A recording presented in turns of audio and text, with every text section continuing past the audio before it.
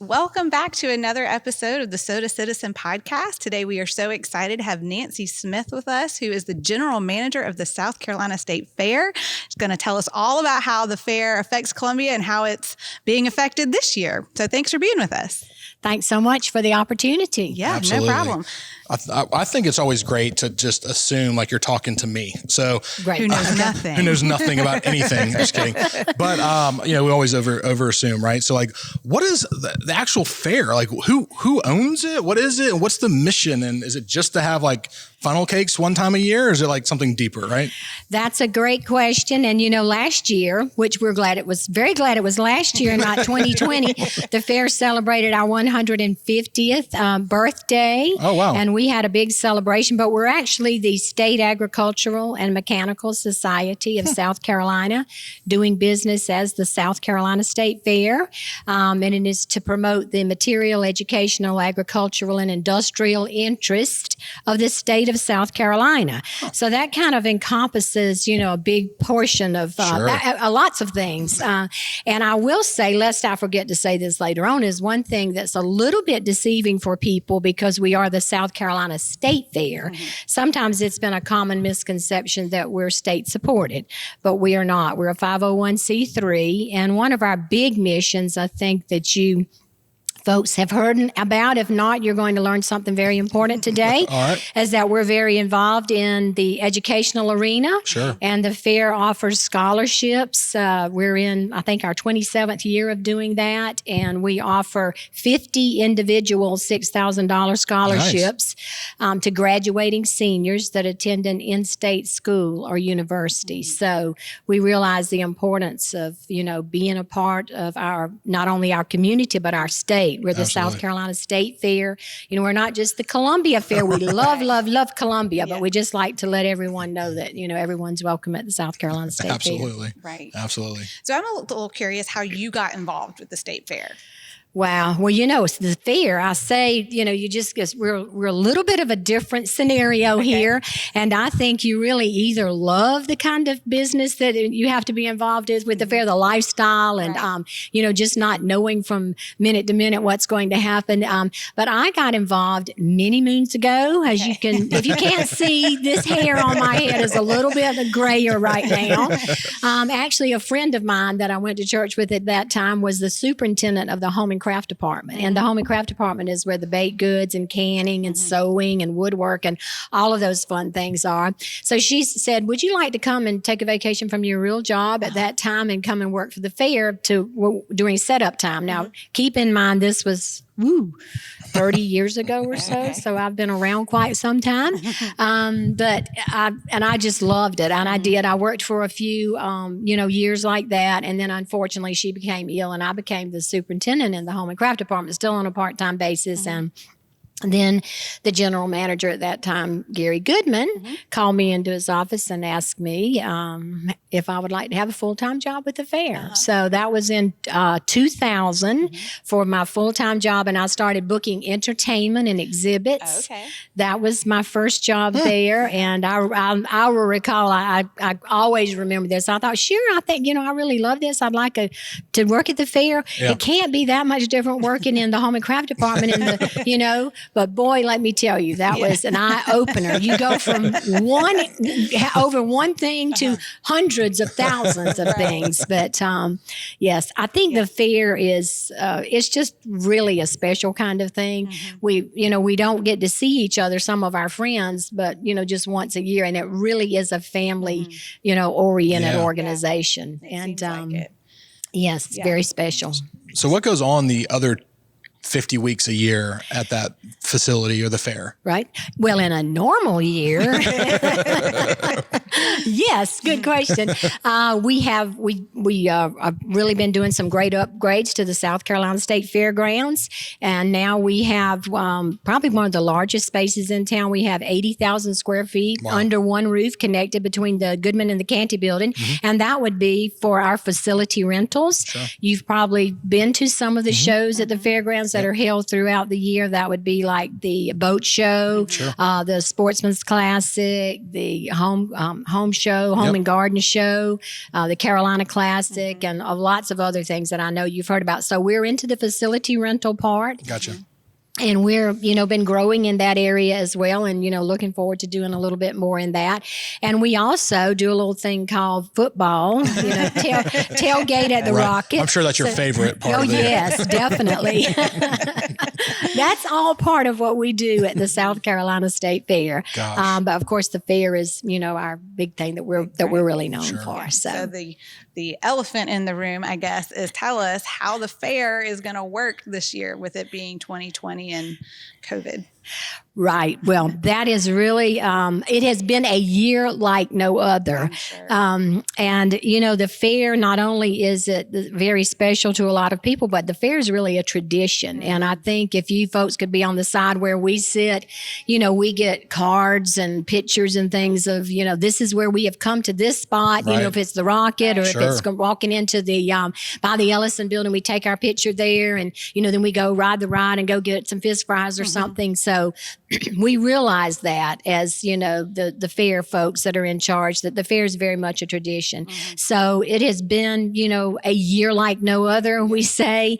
And we really the staff did a lot of really hard digging and heart soul searching to see what we could we put on a fair this year as we normally do in our COVID altered environment. Yeah. If we could, what would that look like? Right. And most importantly, what we always keep in mind is our patron safety. So after many hours of doing so, we decided that the responsible thing to do, would not be to open our gates in a normal arena, because people would really not be able to come and enjoy the fair that they knew as their South Carolina State Fair, as their tradition. But we wanted to give back to the community and give them something. So in this crazy fair world in which we live, some of our other fairs across the country have been doing food drive-throughs. And now food, as you know, I'll have to ask you, do each of you have a favorite fair food? Fish fries for sure. And then the little mini donuts is like my guilty pleasure once a year. Those things are delicious.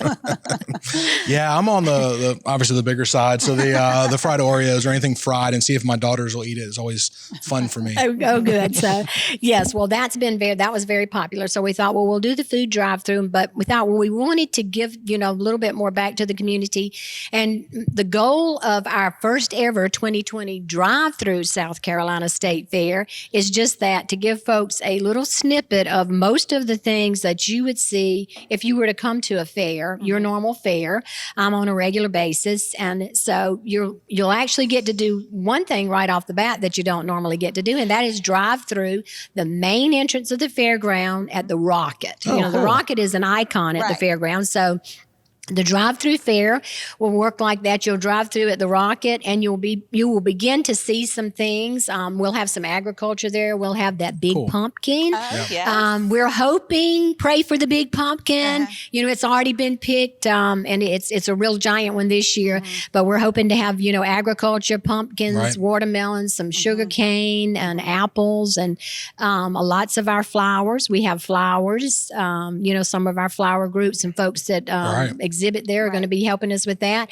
Art, student art, fine art, photography. And then, of course, the fair's roots are in agriculture. So we're going to be partnering with some of our great partners like South Carolina Farm Bureau Federation and showcase some agriculture and ag learning. And we'll have dairy cattle, beef cattle, swine. Nice. And some goats and some chickens. And then we're going to have our heritage village that kind of tells, a little bit about agriculture through the years, and then end up on your way out with the Moore building, where you'll see some quilts and different things like that showcase, what the great folks of South Carolina do. Because on a normal basis, we have entries from every county in the state that are exhibited in some way or other, whether that be flowers, home and craft, baking, or something.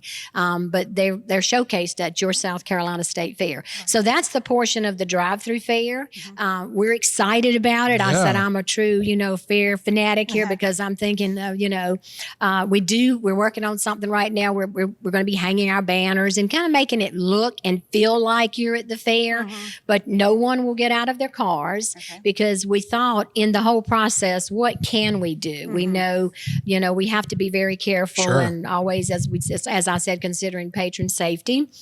So no one will exit the car. For the drive-through fair, you'll just drive in. There's no charge for that. So that's a plus for a fair thing. No doubt. And then in the food portion, you will enter another gate off of George Rogers, gate 6, and you go through there, make your way through the lines, and well, at least you're in luck this year because we're going to have 7 different concessionaires, 3 lines, so it'll be 6 serving lines that you can go down when you pull in. When you come into the parking lot, the person from the concession trailer will come and take your order. So no getting out of the car here. Of course, they'll have gloves and mask on, and we will be sharing some of our favorites like Fisk fries, some sausage sandwiches with peppers and onions. Turkey legs. I was wondering if those big old turkey legs. Turkey legs. We have to have a turkey leg, and we have to have the corn dogs. They're always one of the favorites. Yeah. So we'll have that. And then we're also going to have some elephant ears. Good. The fried elephant ears and funnel cakes. And then, of course, it wouldn't be the fair without the candy apples and the cotton candy and some caramel popcorn. That's awesome. And then you can have your favorite Pepsi product along with that. So that's awesome. Yeah, we feel like that kind of, gives people a real good feel of, what we're all about. So you can come to the drive-through fair part, get you some food, go back to the food, and, that's awesome. Take your time going through there. It's the drive-through fair part is for 2 days. It's October the 20th and the 21st. And the food has been extended a little while longer now that we know some schedules in our ever-changing COVID world here. So the food will actually be around October the 20th through the 24th. Okay. And the hours for both of those things are 10 a.m. to 8 p.m. Oh, wow. So, And do you have to make a reservation, or you just show up and wait in line? You do not have to make a reservation. Okay. We have the luxury as South Carolina State Fair. We're late in the season as fairs go. So we've been able to get some information from our sister fairs across the country to asking them, what worked. And we do know that it's very popular. So we have really tried to, take all of that into consideration for the fair, for the food portion. So we have like about 3 miles of queuing inside the parking lot there. So, and we're doing everything that we can to get you in, and you'll have your menu and your prices, and it's cash and credit card. So you can, hopefully you'll be prepared for that, and check out the website and see what's to offer there. But no reservations are required. Gotcha. So I would imagine this year isn't going to be very lucrative or profitable for the state fair. So since so many kids depend on those scholarships, are you asking people to make a donation, or is there a way that the community could help support the fair this year? Well, we have done a little bit of that. If someone would like to do that, we would certainly, welcome that opportunity for them. The scholarship fund is the South Carolina State Fair Ride of Your Life Scholarship Fund. And that, previews, we're already doing that, for this year's recipients. So we're working, we're staying true to our mission with that.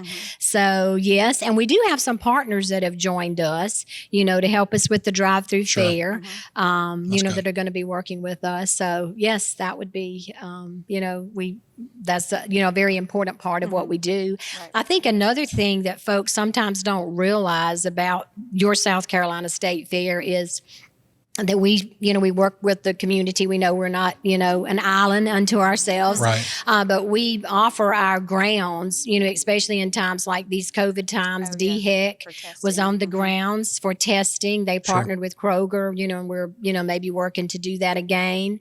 We've worked for, been there for evacuation purposes. Hopefully we will not have anything like that this year, but that is something that the fairgrounds, is known for. We, have our, Families Helping Families for Salvation Army every year for our buildings at the South Carolina State Fair. So I think that's really important, to be, inclusive and a part of, of your community and, your Columbia and your South Carolina.